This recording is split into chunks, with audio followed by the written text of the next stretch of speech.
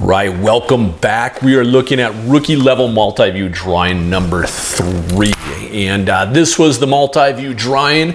We were looking at it. We talked about everything being at a half scale. Everything's half as big now. You can still print these things out. I still have a link down below in the show more description.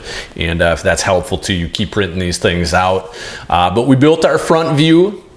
We projected up into the top, we checked our work, we slid that back down, and then we projected over to the right side view, and we looked at our shapes to determine, you know, hey, are we getting these things right?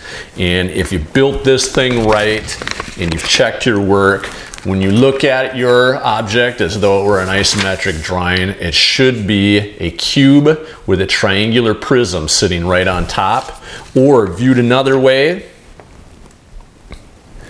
your finished product should look like this. Here's your cube on the bottom.